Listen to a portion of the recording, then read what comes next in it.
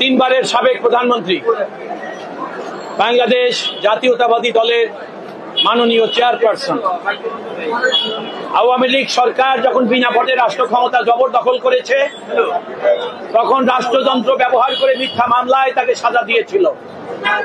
শুধু তাই না, কিছু ভুইফোর লোক, যাদের কোনো নাম সর্বস্ব, নাম পরিচয়হীন, তারা ওই সরকারের মদদে ম্যাডাম খালেদা জিয়ার বিরুদ্ধে একের পর এক মামলা করেছে এবং আদালত সরকারের প্রভাবে তখনকার সময়ে সেই সকল মামলা আমলে গ্রহণ করতে হয়েছে।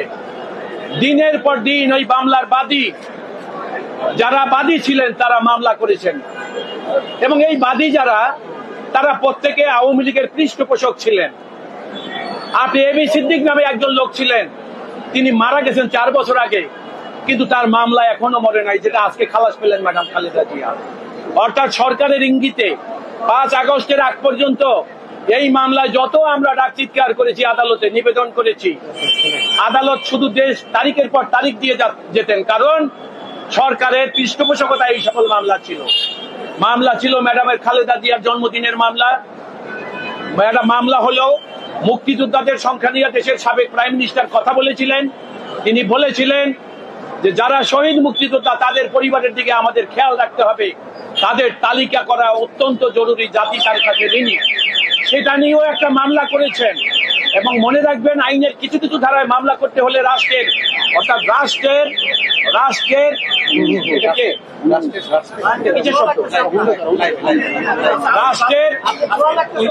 কিছু মামলা রাষ্ট্রের অথরিটি নিয়ে করতে হয়, সে সকল মামলায় স্যাংশন নিয়ে করতে হয়। অর্থাৎ আওয়ামী লীগের আমলে ম্যাডাম খালেদা জিয়ার বিরুদ্ধে কোনো মামলা করার জন্য কোনো স্যাংশনের প্রয়োজন হতো না। আমরা আদালতে যখন বলতাম, তখন ওই সমস্ত স্যাংশন ব্যাকডেটে সরকার দিয়ে দিতেন। সরকারের পৃষ্ঠপোষকতা থাকলেও মামলা চলমান ছিল। আজকে দীর্ঘদিন পর আদালতের কাছে আমরা বিষয়টা লিখিতভাবে অবহিত করেছি। বিজ্ঞ আদালত আজকে জনাব এসিএমএম মাহবুবুল আলম এবং আরেকজন এসিএম তোফাজ্জল হোসেন, তারা ম্যাডামের 5টি মামলায় তাকে খালাস দিয়েছেন।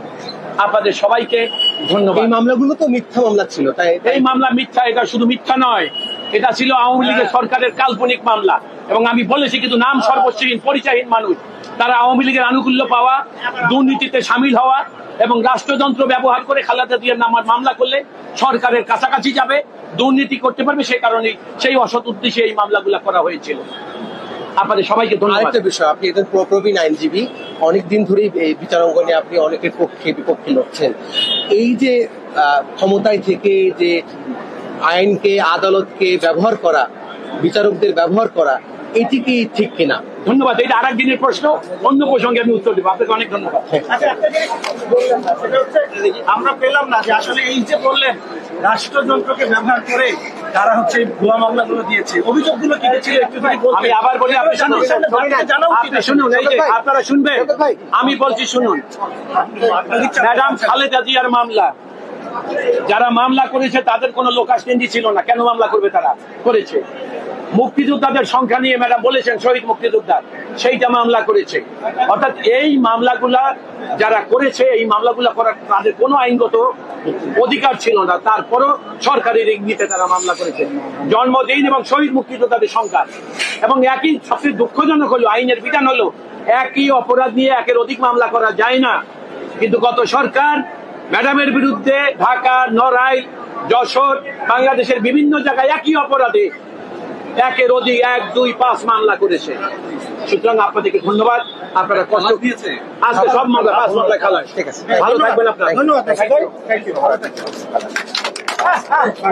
আমি ডাল মে কুচ কালা আজকে ঢুকাইতে চাই না, বুঝলেন? না, ঠিক আছে।